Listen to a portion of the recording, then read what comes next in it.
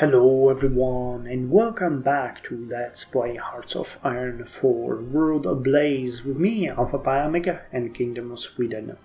So in the previous episode we have covered where we are right now, what are our goals and what steps lead there. In this one we are going to start the game, making things happen for us and hopefully happen for us in the future as well. So I'm going to start here by the easy things. We managed to lay out the plan for our national focuses. So let's start with the political effort, which is going to give us a bonus 120 political power in 70 days. That is something that we need pretty quickly so that we can get our Tobias Bjork, the fascist demagogue, and start on our way towards fascism. Second, let's look at our research. Now, I mentioned before that we are fairly behind on technology, and I stand by that. So I think that we might want to do the electronic mechanical engineering, which is going to give us a central range finder. Okay, that increases heavy and light attack for our ships, and it gives us a global research speed plus 2%. So let's get that one. And we are going to go with the industry. We need the basic machine tools here, which will give us a 10% bonus to production efficiency cap. And we need to get construction 1, which is going to increase the construction speed and factory repair speed by 5%. Now the synthetic oil is something that I want to investigate a bit more later.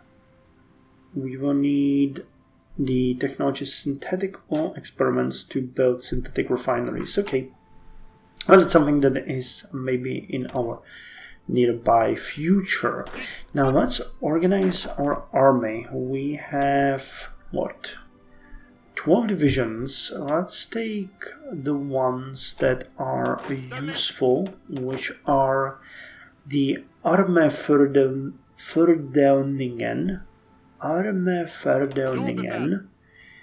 and put them into a separate division. You guys are going to be considered second army. What about the cavalry brigade?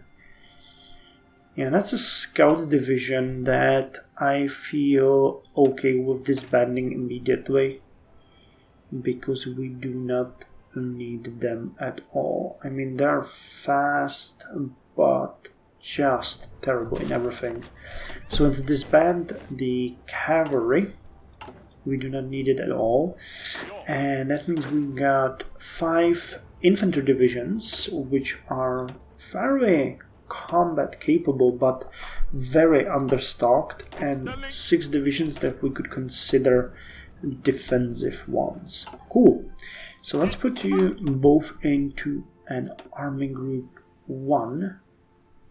And we do not have a commander. These are both generals. Okay, so one of you is going to take command of the first army. You're level 4. You have the Hellfighter. And your non-combat auto supply penalties minus 25%. And you actually have available other things. Skirmisher, camouflage. Okay, neither of these generals is very useful, to be quite honest. But you have an attack of 10%, and the other guy has a bonus to defense. So the defensive guy is going to take control of the coastal units, and you are going to take control of our regular armies. Interesting, we're missing the second army division. And you are Militärområde. Okay, so we're gonna call this army group Sweden, and you are going to be first army, and you are going to be second reserve army, because we will not probably be able to use you in any meaningful way. Now, we know that as far as the logistics go, we are severely understaffed, or under-equipped, to be quite honest. This is light infantry equipment, right? Yeah, light infantry equipment, so we need heavy infantry equipment added. which is heavy weapons. And we also need artillery. Okay. So you cost what? Production cost 1 and your production cost 0.5. You have production cost 6 and you have production cost 1. Okay, considering we are here, that's 1800 days, 418 days, 2800 days, and 359 days. I mentioned before that our infantry should probably be turned to heavy infantry equipment. And what do you guys need? That is a really important question. If we went with just regular infantry, you need white infantry equipment and heavy infantry equipment, and you need just white. Okay, so we need basically a ratio of 1 to 2. Well, these guys are twice as expensive, so basically 1 to 1. So going with something like this is okay. No, you need coal. That's kind of interesting. And we can go with 2 here and 2 here. Actually, I think this might be pretty good to start us off. We need steel and coal, which is fine. We do not have enough coal though. We need to import that. Germany has a lot of coal. Germany has a lot of coal. So let's start importing it. You import it in bunches of 100. Okay, I'm fine with that. That will allow us to smelt enough to get steel. We will also eventually need bauxite. But I don't know if we have any bauxite factories. I don't think so. So it might be better for us to just go with... Yeah, just straight up go with aluminum. Who's requiring aluminum? Is it the ships? No. Oh, it's the support equipment. That one requires aluminum. Well, okay. Let's import it. Germany has aluminum, so let's start importing that. This should clear us out as far as trade goes. We're gonna see. Now we're producing some destroyers too, and 3 submarines. We do not have that much equipment here left for the destroyers. And probably, yeah, that increased the requirements. But we'll see once the mechanics kick in. Now, as I mentioned before, it works like this. You have a certain amount of coal and iron that you smelt into steel. Now, we do have a big amount of steel factories, I think. We're not going to close any steel mines. We're going to see how that's going to go. I might not be able to do all of that, but we'll see how it's going to go. And we get 3 civilian factories. So I'm going to start building up a civilian factory in Västergötland. I'm going to see how that's going to go. Let's build 2 there to start us off, so that, well, actually I should load 7, but that's fine either way. No divisions in basic training. Well, getting more is a good idea, but a bad idea as well, because we can't actually field them. Decisions available. We don't want anything in this. Okay, that would lower our economic fatigue. Okay, economic fatigue is something that I haven't explained yet. I carefully tapped around it. Basically, each of the countries have a modifier pertaining its economy. Right now, we have a 0% stable economy, but we can start going through it like sensitive economy. Later on, you get to unstable economy. Then you get the straining economy, warping economy. And as you can see, the penalties keep increasing all the way up to total economic collapse, which is pretty bad, as you might have guessed. Now, many events and focuses actually boost this. For example, if Germany goes ahead and nationalizes some of the factories, for example, the nationalized German arms industries, you can see that it gives it additional 5% penalty in the economy.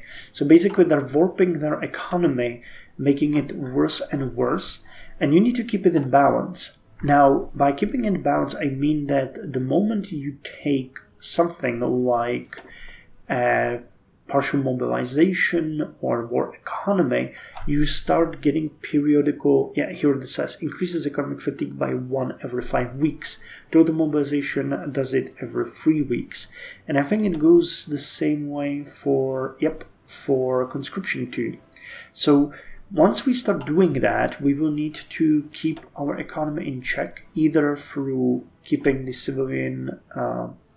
by keeping the free trade, or by, actually I'm not sure if there's anything else that we can do, but there are things like reduce worker hours, which decrease economic fatigue. You can reduce worker wages, which reduce economic fatigue, rebalance the industry, and other things will happen. Like here we have automatically running high exports, economy rebuilding, and balanced employable population, which mean that we are not getting any penalty. So you are actually really hurt by the game if you start mobilizing and you start focusing on war industry. This is something that you need to keep in your mind, and that is something that I've always missed in WWII, because it is a pretty neat mechanic that you can use to sort of, limit countries like German Reich and Soviet Union from just steamrolling everything, because eventually they get into deep trouble for their actions. Okay, so speaking of this, I think we've said pretty much everything. We do not have any options here. Yeah, we want to leave the League of Nations one available. War propaganda. Nothing really here that I would like.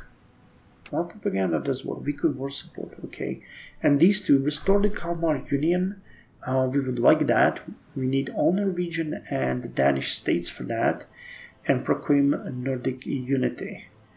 Control all Norwegian, Danish, and Finnish states. Okay, so first we restore the Kalmar Union and then proclaim Nordic unity if we ever attack Finland. Cool.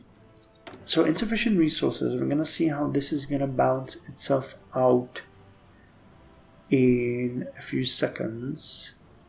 Once we start importing the coal, we will start producing steel in our steel mills. Come on. Which does one steel mill actually produce? 20 and 25 iron. Wow. We're gonna get... If we need 100, that means we're gonna get 100 steel? Really? That would be amazing, but it doesn't seem to be that way. Exported 23 need. That's a bit weird, but I know that the game takes a bit to take it into account that it's working. So let's speed the game up a bit and see what it's gonna do. Available 10. So I'd extract it. Yeah, okay, so we're getting 50 by buildings. Why are we not extracted 29? That's a bit weird. Oh yeah, but we're... Okay, our civilian factories are actually using them as well. That is bad. So we will need to start importing steel as well if we want to do stuff. Yeah, we're missing steel for our submarines and other things like artillery. Okay, let's give it a couple more days to see how it's gonna balance itself. Yeah, it keeps rebalancing, so that's not good. German Reich could provide us with 30 for 2 civilian factories. Okay, let's do that. That means we're gonna have enough for the production. Cool. Convoy fleets need extra. But yeah, I mean we're doing kind of good. That one steel penalty is fine, and Rats Germany is not doing good. What about you guys? How much would you? Yeah, you could provide. I think United States are gonna be a better exporter for our needs, and we should pretty much. Yeah, we're exporting. Jesus, tons of it, tons and tons of it. But it looks like we are going to be doing. Wait, what? What the hell? Oh, okay, we have almost non-existent efficiency. Okay, so this one needs to increase and then we are going to be fine.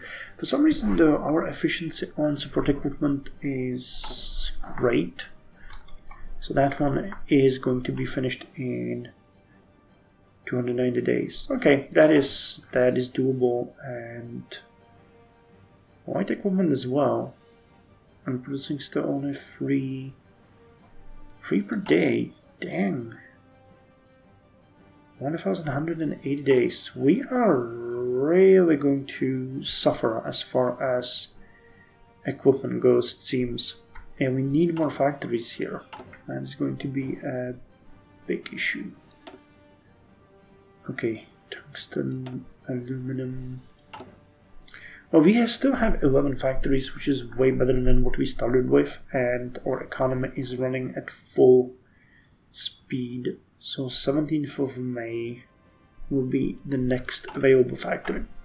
So let's speed things up and see how we're doing. We need 4 political power to get an additional general, right? Yep. And then we'll need 20? Oh, 40 to promote him. Okay, still I think it is going to be worth it. Okay. Damn, we already finished our ships.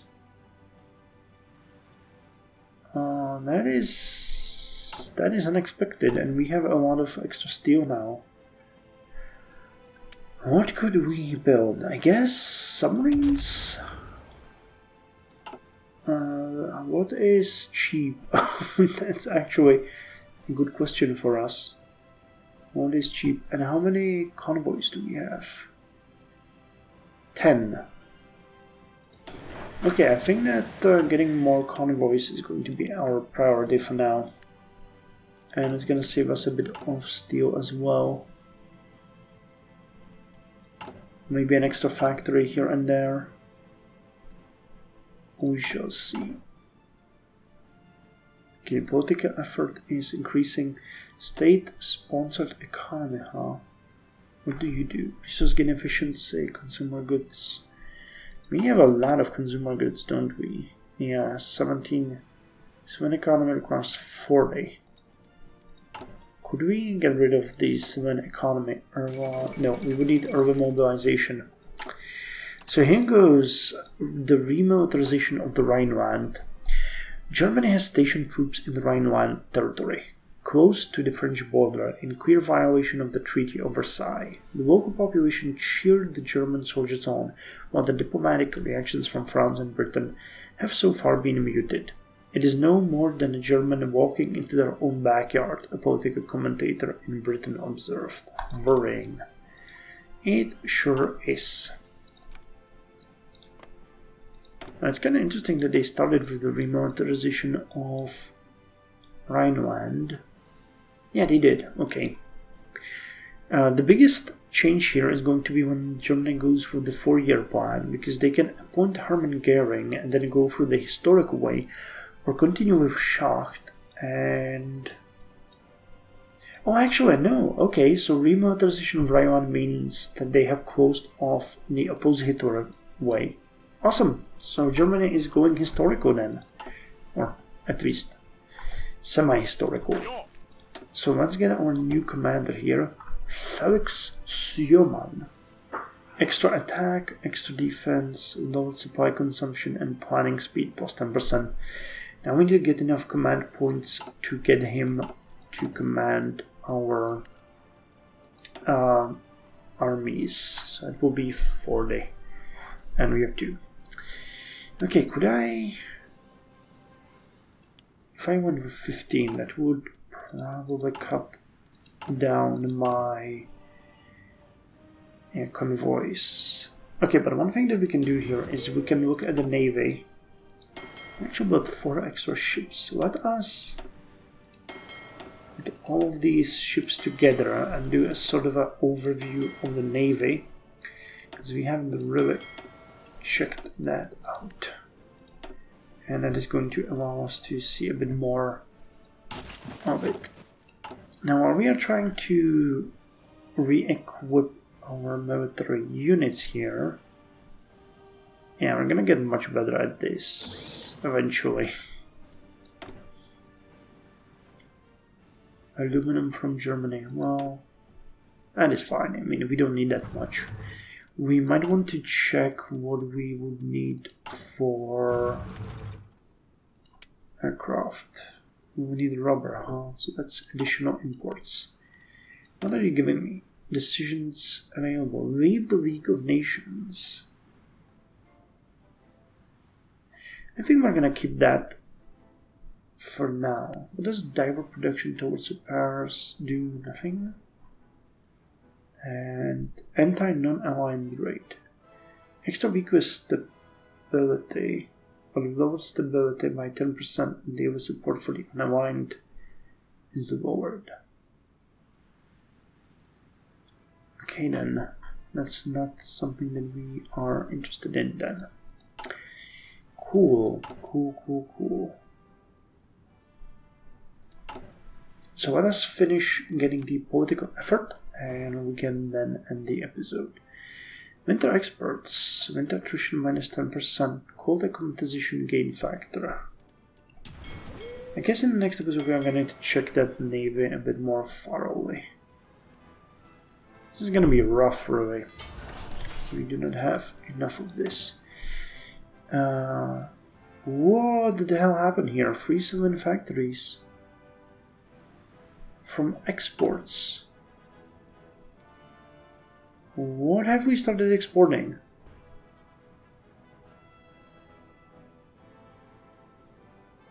Tungsten, it seems, and chromium. Well, great. Or was it iron? I'm not sure, but look at our factories. Nice. Okay. So let's start building another civilian factory in Scania. I mean, it's a slow one, but it is a good option. Oh wow, it's actually climbing up.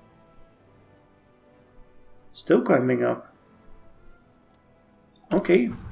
As I mentioned, we have a lot of exports going on, so that is to be expected. Wow, okay.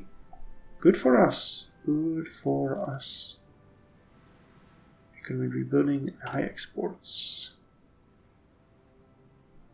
Nice. I mean, this is not gonna stay forever, but if it boosts us now, better than never. Okay, so political effort. To bring about change in the world, we need to be able to bring about change in our own country. Strengthening our political position should come first. So extra 120 political power. And now we're going to go with industrial effort, because we need to get infrastructure construction and go down this line.